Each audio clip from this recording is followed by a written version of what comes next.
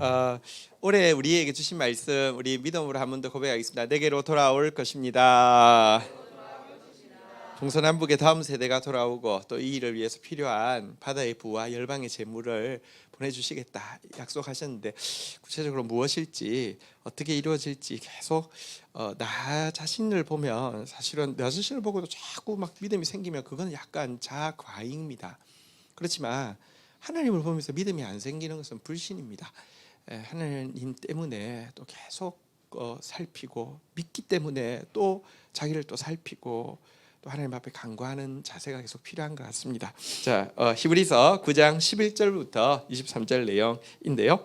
11절 12절 교독하고 시작하도록 하겠습니다. 염소와 송아지의 피로 하지 아니하고 오직 자기의 피로 영원한 속죄를 이루사 단번에 성소에 들어가셨느니라. 12절 같이 읽겠습니다. 11절부터인데 12절. 우리 11절 같이 읽겠습니다. 시작. 그리스도께서는 장래 좋은 일의 대제사장으로 오사 손으로 짓지 아니한 것 곧 이 창조에 속하지 아니한 더 크고 온전한 장막으로 말미암아 12절까지 같이 읽겠습니다. 시작. 염소와 송아지의 피로 하지 아니하고 오직 자기의 피로 영원한 속죄를 이루사 단번에 성소에 들어가셨느니라. 아멘. 앞에 본문의 내용은 옛 언약 그리고 옛 언약의 성소 그리고 그곳에서 제사장이 제사 드리는 것의 한계에 대해서 보여주는 내용이 오늘 아침에도 본문이기도 했죠. 근데 오늘은요 새 언약 그리고 새 언약의 성소에서 섬기는 참 대제사장으로 말미암는 빛나는 구원에 대해서 이야기하는 내용인데요. 11절에 보니까 한번 따라하겠습니다. 장래 좋은 일. 장래 좋은 일에 대제사장으로 그리스도께서 오셨다 이렇게 이야기하고 있습니다. 우리 그리스도인은요 그리스도 때문에 궁극적인 긍정성을 포기해서는 안 됩니다. 우리 옆에 분들 한번 이렇게 이야기했습니다. 장래 좋은 일이 있을 것입니다. 시작. 아멘. 예. 저는 그거 믿습니다. 네. 왜냐하면 여러분 다시 이야기합니다. 자기 때문에 막 믿음이 있는 거는요. 자기에 대한 기대가 사라지면 믿음도 사라집니다. 그건 믿음 아닙니다. 아브라함이 자기에 대한 기대가 100% 사라질 때까지 하나님 일하지 않았습니다. 근데 정말 죽은 자와 방불하게 되니까 하나님이 그때까지 주셨던 약속이 다 이루어지게 하잖아요. 그죠? 하나님을 믿으면 궁극적인 긍정성을 놓을 수 없습니다. 장래 좋은 일이 있습니다. 이 장래 좋은 일을 위해서 대제사장을 오셨다고 했는데 이 장래 좋은 일이란 뭐냐고 하면 완전한 제시씀 그리고 이제 하나님 앞에 언제든지 자유롭게 나아갈 수 있는 새로운 길 그리고 하나님께 나아가면 그것으로 끝이 아닙니다. 여러분 그렇잖아요. 우리가 정말 지금 뭐 막 그렇게 이야기하긴 그렇지만 어쨌든 뭐 진짜 존경하는 뭐 이렇게 대통령이 있어요. 근데 그분이 나를 좀 만나겠다고 이야기해요. 그래서 내가 나갔어요. 그 만남 자체가 그걸로 끝이 아니잖아요. 굉장히 좋은 일이 있을 수 있잖아요. 그죠? 마찬가지입니다. 우리가 완전히 죄를 씻음 받고 자유롭게 하나님께 나아간다고 하면 그때부터 펼쳐질 일은 우리의 생각을 초월하는 일이 있을 수 있습니다. 이 구원을 한번 따라하겠습니다. 장래 좋은 일. 장래 좋은 일에 를 위한 대제사장으로 오셨다 이렇게 이야기하고요. 이 장래 좋은 일을 위해서 하나님은 손으로 짓지 않은 성소, 이 창조에 속하지 않은 성소, 사실은 천지 만물이 창조되기 전부터 있었던 더 크고 온전한 장막, 이 처소 하늘의 성소에서 대제사장으로 지금도 우리를 위해서 중보하고 있다 이렇게 이야기하고 있습니다. 우리 옆에 분들에게 이렇게 격려하겠습니다. 예수님이 당신을 위해서 중보하고 계십니다. 시작. 얼마나 큰 빽인지 모릅니다. 예수님이요.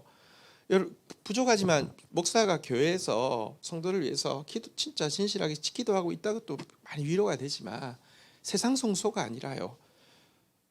더 크고 온전한 장막 하늘의 성소에서 손으로 짓지 아니한 영원 전부터 있던 이 창조에 속하지 않은 영원 전부터 있는 그 성소에서 나를 위해서 우리를 위해서 예수님이 중보하고 있고 뭐라고 중보하느냐? 장래 좋은 일이 완성되게 해달라고 중보하고 있다는 거 얼마나 놀라운 일인지 모릅니다. 그리고 바로 이 일을 하기 위해서 예수님께서 제물을 바치신 게 12절에 나오죠. 염소와 송아지 필요하지 아니하고 오직 자기의 피로 영원한 속죄를 이루사 단번에 성소에 들어가셨느니라. 염소와 송아지는 세상 성소에서는 매번 드리고 있습니다. 이것은 매번 드린다는 것 자체가 불완전하다는 것을 보여주고요.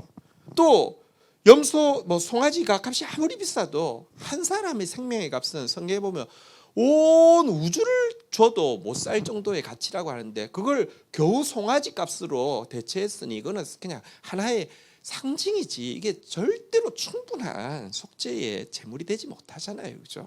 네.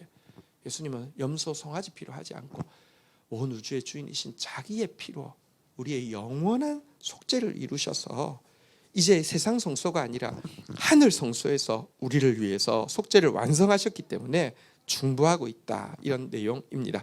13절 우리 14절 한번 보도록 하겠습니다. 염소와 송아지의 피와 및 암송아지의 죄를 부정한 자에게 뿌려 그 육체를 정결하게 하여 거룩하게 하거든. 14절 같이 읽겠습니다. 시작. 하물며 영원하신 성령으로 말미암아 흠없는 자기를 하나님께 드린 그리스도의 피가 어찌 너희 양심을 죽은 행실에서 깨끗하게 하고 살아계신 하나님을 섬기게 하지 못하겠느냐. 13절 한번 보십시오. 염소, 황소의 피가 어쨌든 속죄를 위해서 하나님께서 요구하셨고 그걸 할 때 일단 장차 예수 그리스도를 통해서 다 하실 것을, 그러니까 그 이제 뭐랄까요, 예수 그리스도라는 담보물이 크기 때문에 그 상징만 받고도 속죄를 하셨고요. 암송아지를 다 태우고 재가 있잖아요. 재에다가 물을 섞은 이 잿물을 부정하게 된 사람에게 뿌리면 정결케 하게 되는 게 이 정결례에 나와 있는 예법인데요. 어쨌든 이게 효력이 있어서 정결하게도 하고 어쨌든 임시적으로지만 거룩하게 했다고 하면 14절 한번 보십시오. 영원하신 성령으로 말미암아 영원토록 거룩하신 성령을 통하여서 성령과 함께 당신 자신을 하나님께 흠없는 제물로 바치신 예수 그리스도의 피가 뭐 어떻게 하느냐 한번 따라하겠습니다. 너희 양심을 죽은 행실에서 깨끗하게 하고, 이걸 좀 더 쉽게 풀이하면 우리 양심을 깨끗하게 해서 죽은 행실을 버리게 한다는 말입니다. 죽음에 이르는 행실을 버릴 수 있도록 우리 양심을 깨끗하게 하고 거룩하게 해주는 효력이 있다는 것입니다. 이 효력이 있을 뿐 아니라 한번 따라하겠습니다. 살아계신 하나님을 섬기게 하지 못하겠느냐. 자, 예수의 피가 효력이 두 가지가 있는데요. 첫 번째는 우리 양심을 깨끗하게 하고요. 양심이 깨끗해지고 나면요, 죽음의 행실을 버리게 됩니다. 사실은 양심이 더러우면요, 죽음의 행실을 하고 있어도 그게 더럽다는 느낌도 안 가지고요. 양심이 죽어 있으면요, 죽은 행실을 해도 죽은 건지도 모릅니다. 그런데 예수의 피가 우리에게 들어와서 우리 양심이 깨끗해지고 나면 죽은 행실을 역겹게 느끼게 되고 버릴 수 있게 된다는 것입니다. 하지만 이것은 정확하게 이야기하면 그냥 소극적인 구원이고요, 과정으로서의 구원입니다. 적극적인 구원과 종국적인 구원은 무엇이냐? 여러분, 우리가 양심이 깨끗해져서 죽은 행실을 버리고 나면 이제 나는 양심도 좀 깨끗해졌고 죽은 행실도 안 하고 있으니까 나 의로운 사람인가 봐. 그게 아니라요, 더 적극적인 구원, 그리고 더 종국적인 구원은 무엇이냐고 하면 살아계신 하나님 섬기게 되는 것입니다. 섬기게 할 수 있는 능력이 주의 보혈이 있다는 것입니다. 구약의 제사는 어쨌든 짐승이지만 피를 흘릴 때 보면 불쌍하잖아요. 그리고 그 피 흘림이 뭔지 알잖아요. 내 대신한 거잖아요.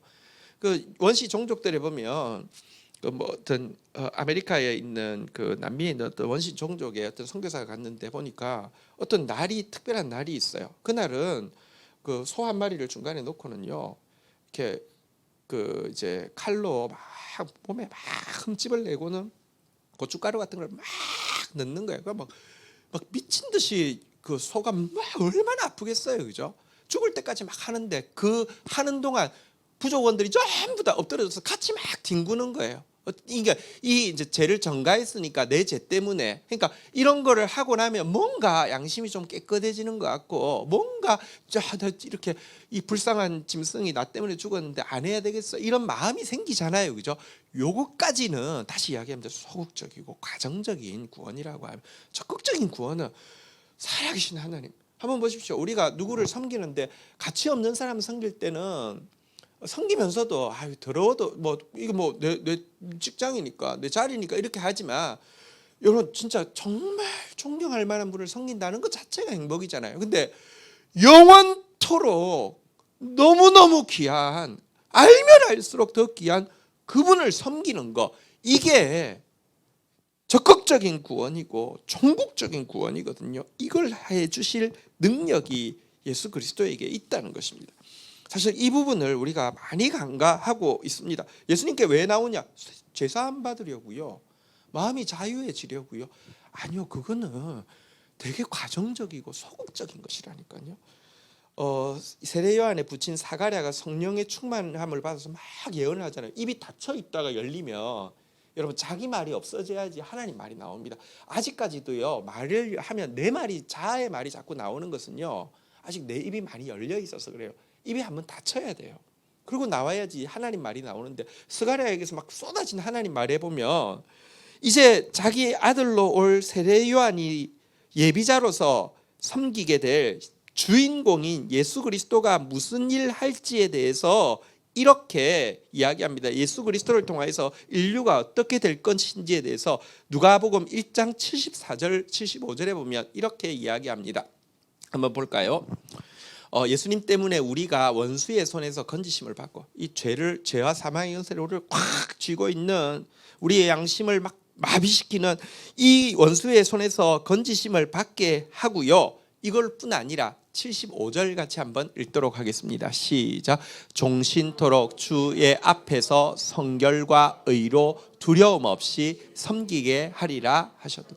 예수님이 하시는 일이 원수의 손에서 건져주는 것뿐 아니라 영원토록 그분 앞에서 우리가 성결함과 의는 가지고요, 두려움은 없고 그 상태에서 하나님 섬기게 해주신다. 예수님이 하실 일이 바로 이 일이다 이랬어요. 하나님 섬기게 하시는 게 구원이에요. 그를 섬길 수 있다는 게 구원이에요. 제가 더 그분을 섬길 수 있기를 원하고, 우리 사랑하는 성도들이, 또 임직자들이 무엇입니까? 우리 임직의 영광은 뭐냐고 하면 너무 존귀한 분을 섬길 수 있다는 거예요.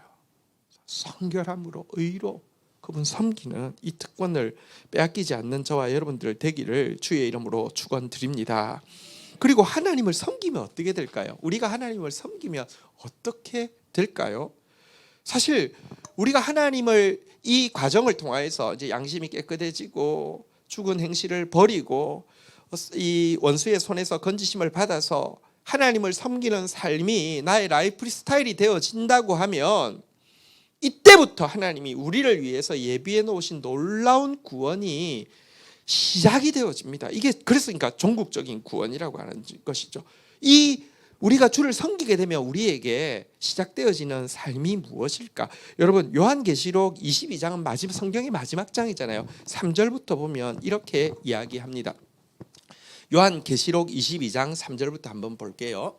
다시 저주가 없으며 하나님과 그 어린 양의 보좌가 그 가운데 있으리니 그의 종들이 그를 섬기며.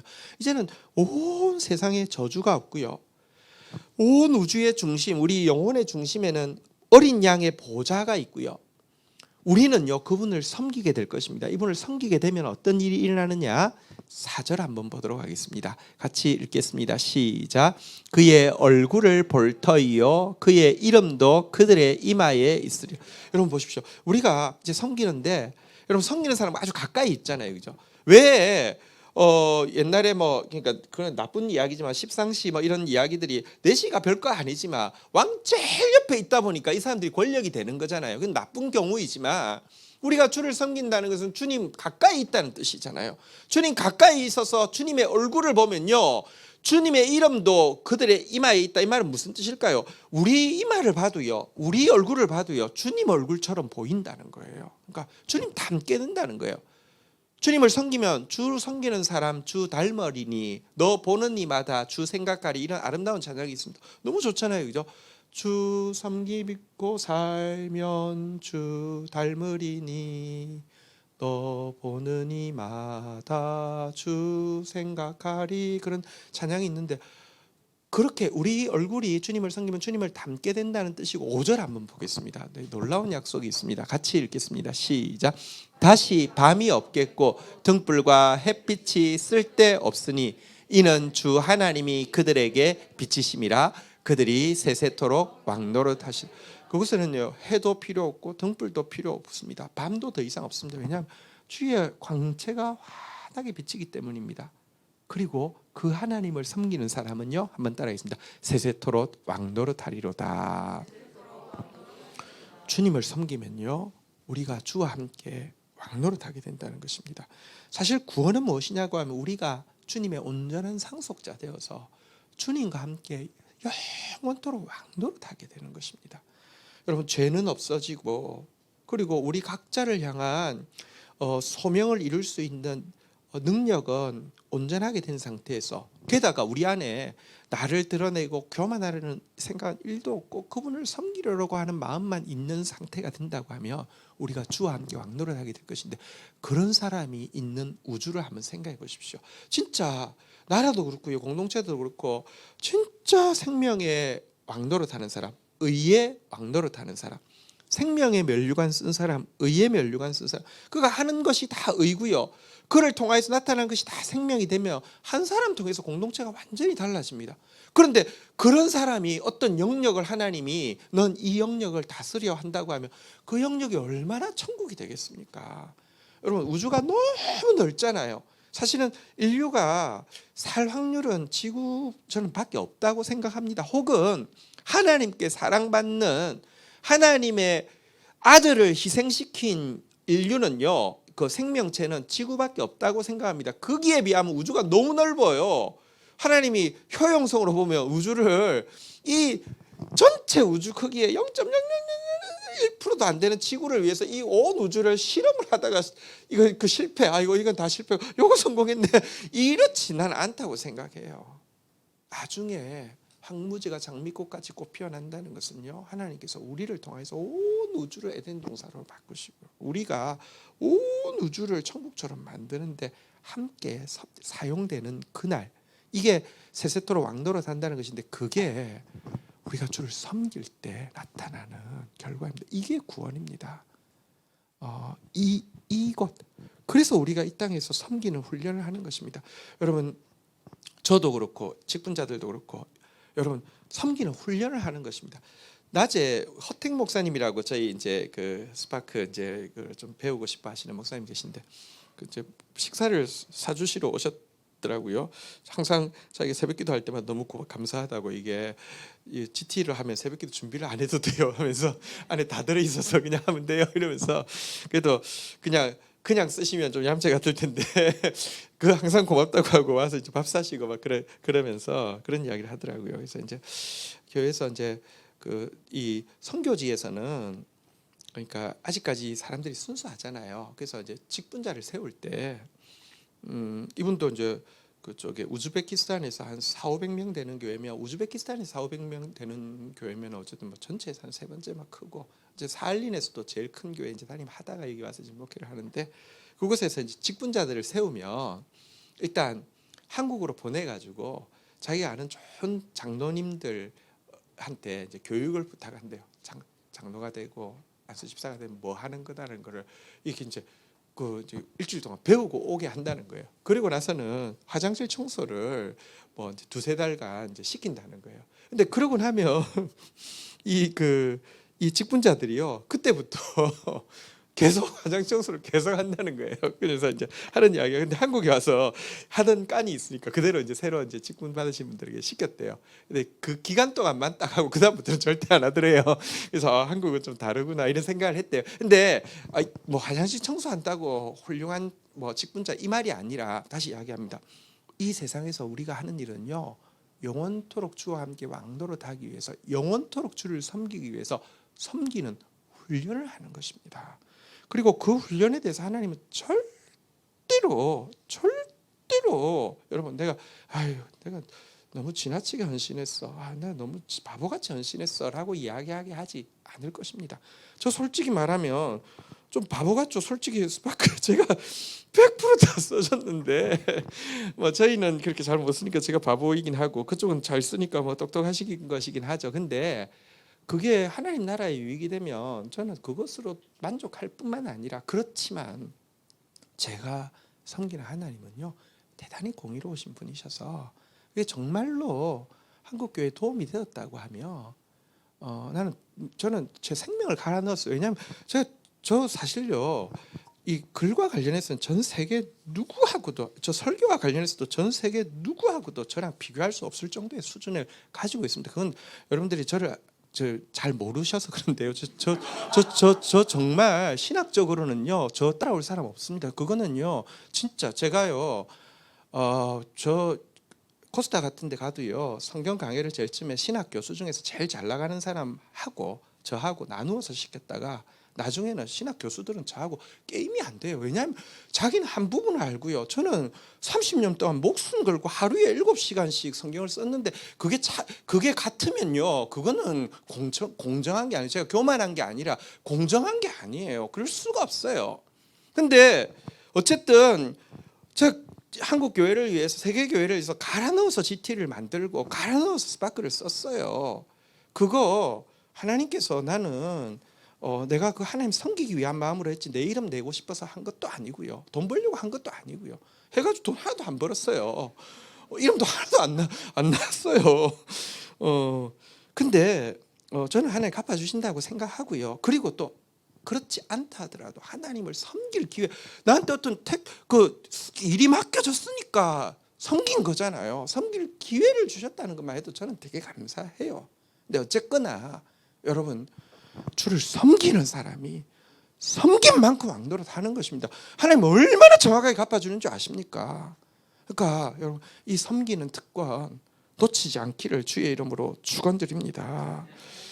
섬기는 기회를 여러분 그 연말만 되면, 저희 교회는 지금은 그렇지 않아서 너무 감사한데요. 연말만 되면 목회자들이 굉장히 스트레스 받는 게 있어요. 뭐냐고 하면 누가 한 해 또 했는데 나 이제 안 할래요. 뭐 이런 사람들이 하도 많잖아요. 그죠? 골머리가 아프대요.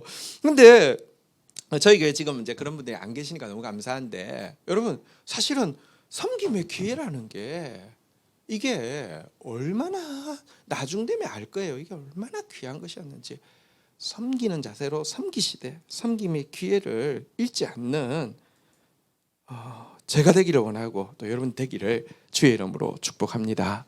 네, 우리 이어지는 우리 15절 한번 보도록 하겠습니다. 같이 한번 읽도록 하겠습니다. 읽겠습니다. 시작.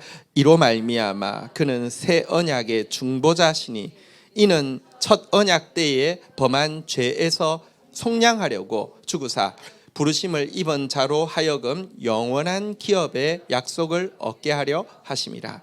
자, 여기 보니까요 예수님에 대해서 한번 따라하겠습니다. 새 언약의 중보자. 새 언약의 중보자라고 부르는데 새 언약의 중보자가 무슨 뜻이냐, 9절 안에서 설명을 하고 있네요. 한번 따라하겠습니다. 영원한 기업의 약속. 영원한 기업의 약속하니까 앞구절하고 생각하니까 좀 생각이 나죠. 우리가 주님을 섬기면 우리가 상속자가 되어서 영원토록 주와 함께 왕노릇하게 된다는 게 영원한 기업의 약속입니다.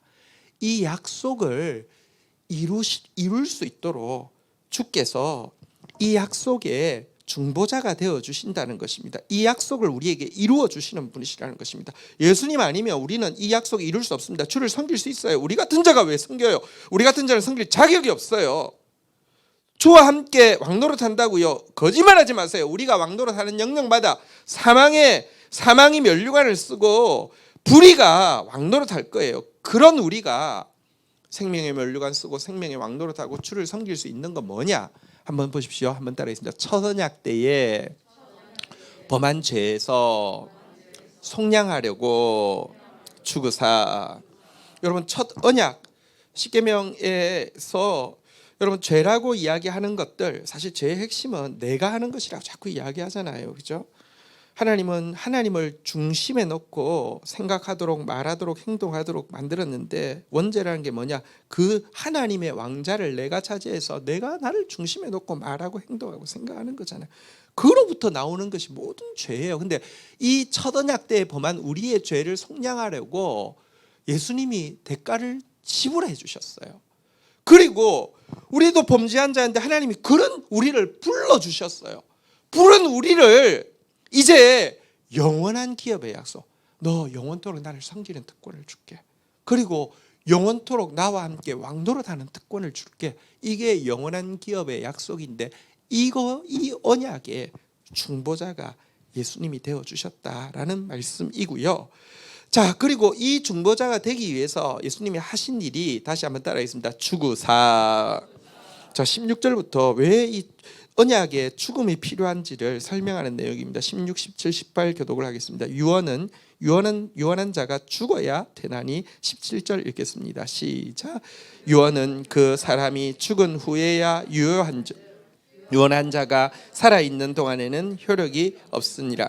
자, 여기 보면 왜 예수님이 굳이 죽으셔야 되느냐? 언약이라는 단어와 유언이라는 단어가 사실은요, 원어적으로도 그렇고 의미적으로도 같은 의미를 가지고 있습니다. 언약이 효력이 미치려고 하면 죽음이 꼭 동반되어야 된다. 예수 그리스도께서 바로 이 새 언약의 중보가 되기 위해서 예수님이 피 흘리셨다라고 이야기하면서 18절 한번 볼까요? 그러면 옛 언약에도 피가 있었느냐 이렇게 이제 질문할 수 있잖아요. 그러므로 첫 언약도 피 없이 세운 것이 아니니라고 하면서 첫 언약, 다시 말하면 십계명을 받을 때도 피가 있었던 것에 대해서 환기시키고 있습니다.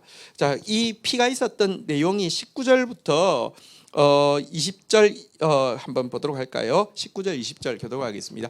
모세가 율법대로 모든 계명을 온 백성에게 말한 후에 십계명 말한 후에 송아지와 염소의 피 및 물과 붉은 양털과 우슬초를 취하여 그 두루마리와 온 백성에게 뿌리며 20절 같이 한번 읽도록 하겠습니다. 시작.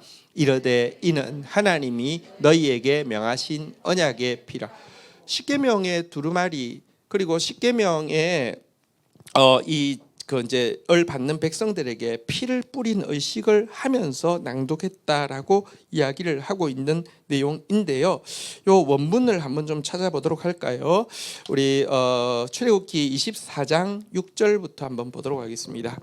어떤 상황인지 보겠습니다. 하나님께서 십계명을 먼저 모세가 그 산 위에 오르기 전에 십계명을 먼저 주셨어요. 백성들이 듣는 앞에서 주셨어요. 그런데 막 너무 떨으니까 너무 무서워하고 모세한테 이야기하죠. 제발 우리 좀 살려달라고, 당신이 가서 대신 듣고 오라고 하니까 하나님께서 그래 너희 말이 그럴 만하다. 대신에 모세를 통해서 이제 전달하는 말도 내 말과 또 나에게 직접 듣는 것처럼 경외함으로 받아 순종하라. 아, 그렇게 할게요 하고 모세가 올라갔던 것이고요. 십계명은 제일 처음에 받았거든요. 받고 나서 백성들에게 낭독해 주는 장면입니다. 모세가 피를 가지고 반은 여러 양푼에 담고 반은 제단에 뿌리고, 자 7절 같이 한번 읽도록 하겠습니다. 시작. 언약서를 가져다가 백성에게 낭독하여 듣게 하니 그들이 이르되 여호와의 모든 말씀을 우리가 준행하리이다. 이렇게 이제 언약서를 낭독을 했어요. 자, 피를 준비를 해서 이렇게 반은 제단에 뿌리고 또 반은 이제 양푼에 담아 놓은 상태에서 언약궤를 낭독을 하고 나서는요, 백성들이 준행하겠습니다라고 하자 8절에 한번 볼까요? 같이 읽겠습니다. 시작. 모세가 그 피를 가지고 백성에게 뿌리며 이르되 이는 여호와께서 이 모든 말씀에 대하여 너희와 세우신 언약의 피니라. 이러면서 어쨌든 첫 언약 때에도 언약은 유언이라는 단어와도 연관되어 있기 때문에 피를 뿌린 것에 대해서 지금 이제 환기를 시키고 있습니다. 자, 21절 우리 한번 보도록 하겠습니다. 21절도 읽도록 하겠습니다. 읽겠습니다. 시작. 또한 이와 같이 피를 장막과 섬기는 일에 쓰는 모든 그릇에 뿌렸느니라. 그러니까 두루마리책 돌판을 받기 전에 먼저 이렇게 음성을 들을 때 두루마리를 기록했는데 여기도 피를 뿌렸고요. 제단에도 피를 뿌렸고요. 또 무슨 그릇이나 이런 것들도 피를 뿌렸고 백성들에게도 피를 뿌렸고요. 이 피바다가 될 정도로 언약에는요 아들의 피가 필요함을 다 계속 예표하고 있는 내용입니다. 우리가 받은 구원은 값없이 주어진 게 아닙니다. 무슨 뭘 깨달을 때 주어진 게 아닙니다. 이게 이단 영지주의 이단이죠. 뭘 깨달으면 구원받는, 그렇지 않습니다. 대가가 지불된 것입니다. 하나님의 아들의 피가 지불되어진 것입니다. 자, 22절, 23절 내용 보도록 하겠습니다. 교독합니다. 율법을 따라 거의 모든 물건이 피로써 정결하게 되나니 피 흘림이 없은즉 사함이 없느니라. 23절 읽도록 하겠습니다. 시작. 그러므로 하늘에 있는 것들의 모형은 이런 것들로서 정결하게 할 필요가 있었으나 하늘에 있는 그것들은 이런 것들보다 더 좋은 제물로 할지니라. 근데 이 새 옛 언약도 모든 걸 피로 씻었다고 하면 새 언약을 이루려고 하면 더 좋은 피가, 염소와 송아지의 피가 아니라 더 좋은 피가 필요하지 않겠느냐. 이 피가 예수 그리스도시다. 그리고 이 피로 말미암아 예수님은 새 언약의 중보자가 되셨다.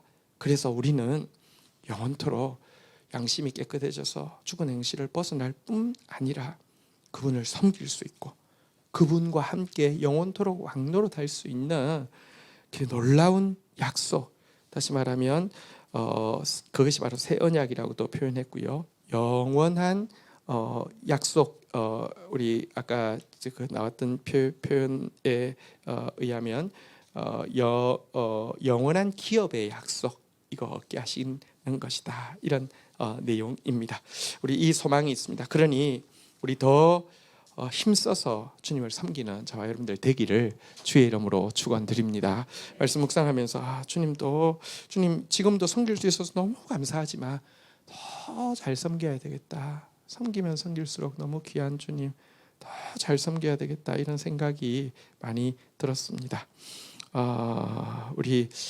제가 후찬양을 뭘 준비를 했는데 갑자기 생각이 나서 좀 바꿔야 될 것 같아서 죄송합니다. 우리 찬양팀이 당황스럽죠.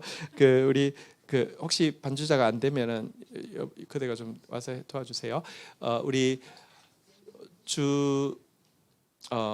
더욱 섬길수록 더욱 귀한 주님이라는 찬양이 있는데요. 우리 같이 한번 좀 찬양을 하겠는데요. 가사 한번. 주 내 맘에 오신 후에 주날 인도하시네. 주께 내 맘 드린 후에 더욱 섬길수록 더욱 귀한 주님. 더욱 섬길수록 더욱 귀한 주님. 더욱 사랑할수록 주날 사랑해. 매일 내 맘에 기쁨 넘치네.